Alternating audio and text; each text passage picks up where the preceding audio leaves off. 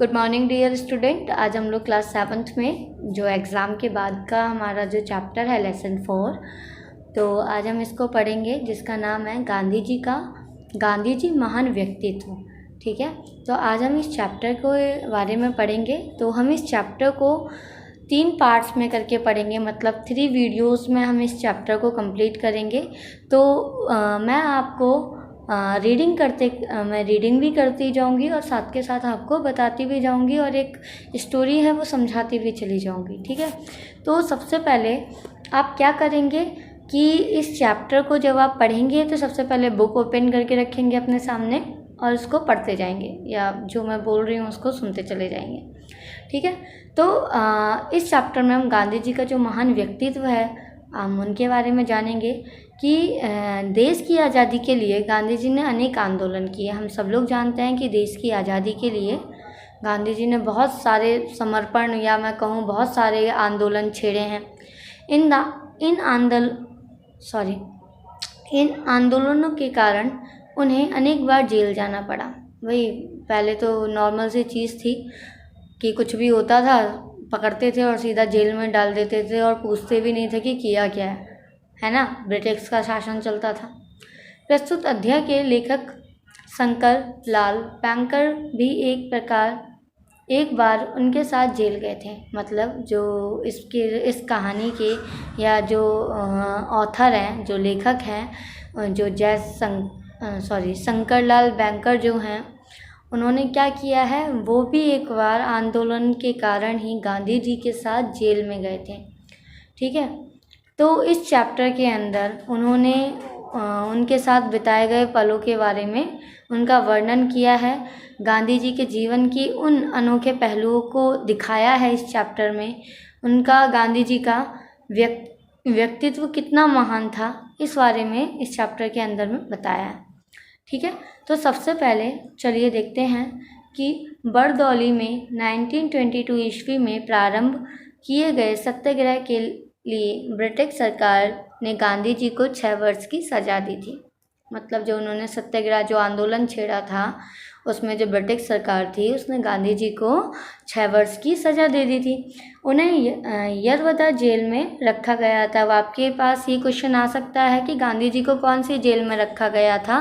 तो गांधी जी को यरवदा जेल में रखा गया था। वहाँ जेल के अधिकारियों को आशंका रहती थी कि गांधी जी ने देश भर में सरकार के सामने जो बवंडर उठाया है, कहीं जेल में भी कुछ वैसा ही ना करे, है ना।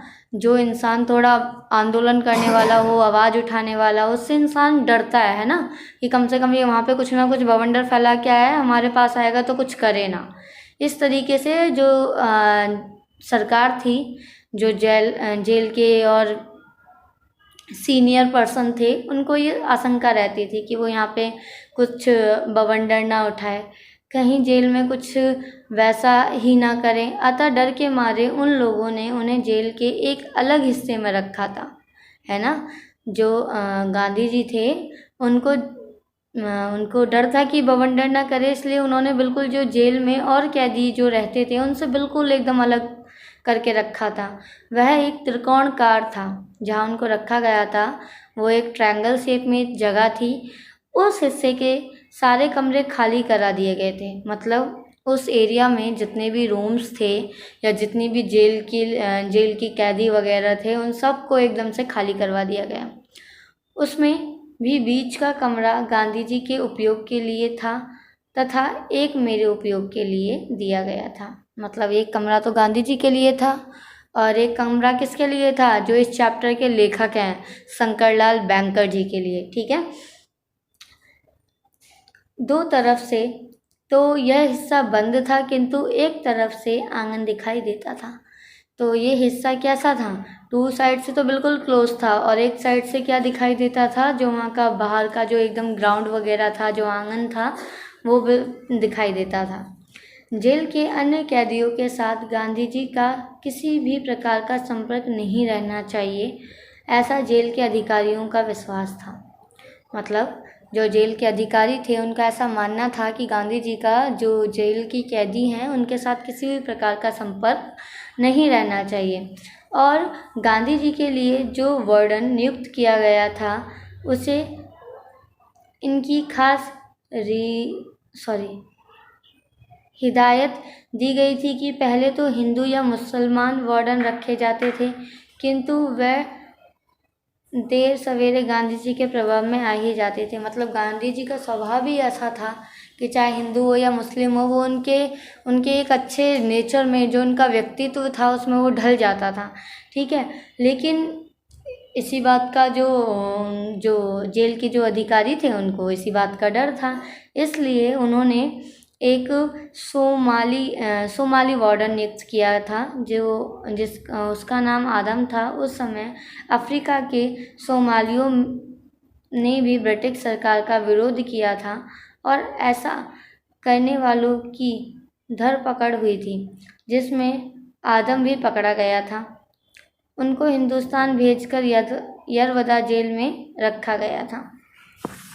तो इस तरीके का मतलब एक गांधी जी को मतलब सिक्योरिटी देने के लिए, या मैं बोलूँगी उनके ऊपर नज़र रखने के लिए एक ऐसे इंसान को चुना गया था जो ऑलरेडी हिंदुस्तान भेजकर यरवदा जेल में ऑलरेडी वो रखा गया हो इंसान। आरंभ में आदम ने खूब चौकसी रखी, मतलब स्टार्टिंग में तो उसने अपना काम बहुत बढ़िया तरीके से किया, एकदम हर गांधी जी के हर मोमेंट पे उसने नज़र रखी। यदि कोई कैदी आंगन से होकर जाता और गांधी जी बाहर घूमते होते तो वह स्वभावतः गांधी जी को प्रणाम करने के लिए प्रेरित होता, परंतु आदम किसी को ऐसा कुछ करते देखता तो उसका नाम लिखकर दफ्तर में अध्यक्ष को सूचित कर देता। 3 दिनों तक तो वह अत्यंत सख्ती के साथ पहरा देता रहा, किंतु चौथे दिन वह मेरे पास आया और कहने लगा, गांधी जी महज़वी आदमी हैं, उनकी पहरेदारी क्या करनी, सुबह 4 बजे उठकर प्रार्थना करते हैं और सारा दिन काम।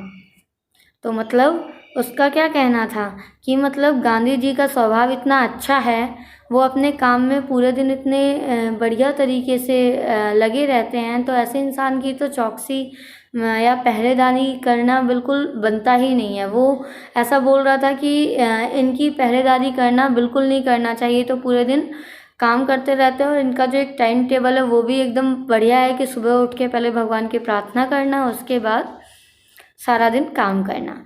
चलिए आगे देखते हैं। गांधी जी का सारा दिन काम में ही बीत जाता है, उन्हें किसी से बोलने तक का अवकाश नहीं है। ऐसे महज मजहबी आदमी की पहरेदारी क्या करूं। मतलब जो इसमें जो वार्डन जो था उसने ये चीज़ बोला कि जो गांधी जी का तो पूरा दिन काम में ही बीत जाता है, उन्हें किसी से बोलने तक की छुट्टी नहीं है, या मैं बोलूँ बोलने तक का भी टाइम नहीं है। ऐसे मजहबी आदमी की मैं क्या पहरेदारी करूं। मैं उनकी बातों का तात्पर्य अच्छी तरह से नहीं समझ सका। मतलब उसका कहना ये था कि मैं गांधी जी जो बोलते हैं उसका पूरी बात, वो जो भी बात वो बोलते हैं, मैं उसका अच्छे से उसका मतलब नहीं समझ पाता हूँ या नहीं समझता हूँ। इतना तो समझ गया कि गांधी जी की दिनचर्या और कार्यक्रमों का प्रभाव उस पर भी पड़ रहा था। मतलब वो धीरे धीरे गांधी जी के व्यक्तित्व से वो मोहित होता चला जा रहा था। उसको गांधी जी का जो पूरे दिन काम करने का जो उनका दिनचर्या था उससे वो बहुत ज़्यादा प्रभावित हो रहा था। वह पहरेदारी की बात छोड़कर किस प्रकार गांधी जी की मदद कर सके यह मौका ढूंढने लगा। मतलब वो पहरेदारी तो भूल गया, लेकिन फिर वो ये सोचने लगा कि मैं गांधी जी की किस तरीके से मदद कर सकूं। उनका जो काम मैं करता था उसके लिए वह मुझसे कहने लगा, यह सब मैं करूँगा। मतलब गांधी जी का जो लेखक हैं इसमें शंकर लाल, तो वो काम करते थे गांधी जी का, है ना। थोड़ा बहुत काम होता था तो वो काम भी जो इसमें वार्डन है वो करना चाहता था। ठीक है, यह सब मैं करूँगा, उसका वार्डन का कहना था। कुछ दिनों बाद एक सुबह वह अखबार लेकर आया और मुझसे कहने लगा, देखो मैं क्या लाया हूँ। टाइम्स अखबार है, ताज़ा खबर है ना, गांधी जी के लिए लाया हूँ, तुम ले जाओ इसे और गांधी जी को दे दो। मतलब वो गांधी जी के लिए क्या लेकर आया था? न्यूज़पेपर लेकर आया था। उन दिनों सत्याग्रही बंदियों को समाचार पत्र नहीं मिलते थे। मतलब उस टाइम पे, आज से बहुत साल पहले, जो जेल के कैदी जो होते थे उनको जो न्यूज़पेपर था वो नहीं दिया जाता था। ठीक है, फिर भी बाहर की दुनिया में क्या होता है यह जानने की इच्छा सत्याग्रही कैदियों को रहती थी। मतलब जो जेल के कैदी रहते थे, इतना सब होने के बावजूद भी उनको बाहर के बारे में जानने की इच्छा रहती थी, जो स्वाभाविक भी थी। अतः वह वार्डन यह बाहर जाते कैदियों द्वारा अखबार मंगवाते। आदम को भी इस बात की जानकारी होगी। उसे ऐसा लगा कि गांधी जी को अखबार पढ़ने की इच्छा होती होगी। मतलब जब सारे कैदी मंगाते थे चोरी छुपे, तो उसको ऐसा लगा कि गांधी जी का भी मन होता होगा अखबार पढ़ने का। इस कारण कुछ व्यवस्था कर वह अखबार ले आया। किंतु गांधी जी के विचार तो दूसरे कैदियों से अलग ही थे। उनकी लड़ाई सत्याग्रह की थी और उसके अनुसार यदि कानून या नियमों को भंग भी करना था तो सविनय। एक बार चलिए सबसे पहले सविनय वर्ड के बारे में जानते हैं।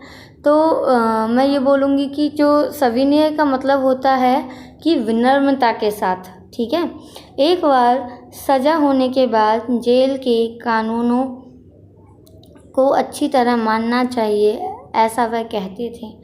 कायदे कानून का विरोध तो हो ही नहीं सकता। अतः आदम द्वारा लाया गया वह अखबार गांधी जी नहीं देखेंगे, यह मैं पहले ही जानता था। मतलब जो इसमें लेखक है वो इस बात को पहले ही जानते थे कि जो आदम जो अखबार लेकर आया वो गांधी जी नहीं देखेंगे, क्योंकि वो नियम और कानून को बहुत ज़्यादा मानते थे।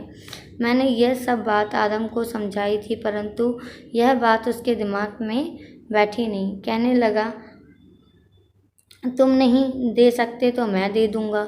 इतना कहकर वह सामने के कमरे में गया और गांधी जी के हाथ में अखबार दे दिया। गांधी जी ने प्रश्न सूचक दृष्टि से उसकी ओर देखा और पूछा, आदम यह क्या है? आदम हंसकर कहने लगा, महाराज अखबार है, ताज़ा अखबार तुम्हारे लिए लाया हूँ, देखो। तो आज के लिए हम इतना ही पढ़ेंगे। ठीक है, तो हमने इस स्टोरी में सबसे पहले क्या जाना उसको बस एक बार एनालाइज कर लेते हैं कि बरदौली में 1922 में जो सत्याग्रह, जो ब्रिटिश सरकार ने गांधी जी को जो सत्याग्रह के उसमें आंदोलन के चक्कर में जो जेल में भेजा था, तो उसमें क्या हुआ था कि गांधी जी को एक तो सारे कैदियों से अलग रखा गया। ठीक है, उनके लिए उनको डर रहता था कि जो बवंडर इन्होंने बाहर मचा रखा है कहीं वो जेल के अंदर भी ना मचाए। ठीक है, उनको एक त्रिकोणाकार कमरा दिया गया और उसके आसपास से सारे कैदियों को हटा दिया गया। दोनों साइड से वो रूम बंद था, बस एक साइड से आंगन दिखता था। उनके लिए एक वार्डन नियुक्त किया गया था, जो पहले तो उनकी बहुत सख्ती के साथ पहरेदारी कर रहा था, लेकिन बाद में वो गांधी जी के व्यक्तित्व जो था, उनका व्यक्तित्व भी इतना अच्छा था कि वो उससे प्रभावित होता चला गया। फिर बाद में वो गांधी जी की मदद कैसे कर सके वो इस बारे में सोचने लगा। फिर वो गांधी जी के लिए पेपर लेकर आया, लेकिन पेपर गांधी जी ने नहीं देखा। क्यों नहीं देखा? क्योंकि गांधी जी जेल के नियम कानूनों को बहुत ज़्यादा मानते थे और उनका मानना ये था कि कायदे कानून का विरोध नहीं करना चाहिए। ठीक है, इसलिए उन्होंने आदम द्वारा लाए गए अखबार को नहीं देखा। तो आज हमने इस चैप्टर को इतना पढ़ा। ठीक है, आप इसको घर पे एक अच्छी तरीके से रीडिंग करेंगे, और कोई भी अगर आपको परेशानी हो या ऐसा लगे कि आपको नहीं समझ में आया हो तो आप मेरे को पूछ सकते हैं। ठीक है, और इसमें मैंने 2 शब्द देखे थे जो थोड़ा मुझे हार्ड लगे, तो वो मैं आपको बता देती हूँ। सबसे पहले हिदायत यानी निर्देश, महजवी मतलब धार्मिक, प्रभाव मतलब असर, अनुमति मतलब आज्ञा। तो इस 2 पन्ने में मैंने इस तरीके के कुछ वर्ड्स देखे हैं, जो आप एक बार उसको अच्छी तरीके से रीड कर लेंगे, उसको समझ लेंगे, पढ़ लेंगे। और आज के लिए इतना ही। आप इस स्टोरी को अच्छे से एनालाइज करके रखेंगे। हम अगली वीडियो में पेज नंबर आपका 30 है, 31 है, इसको पढ़ेंगे। ठीक है, आज के लिए इतना ही। धन्यवाद।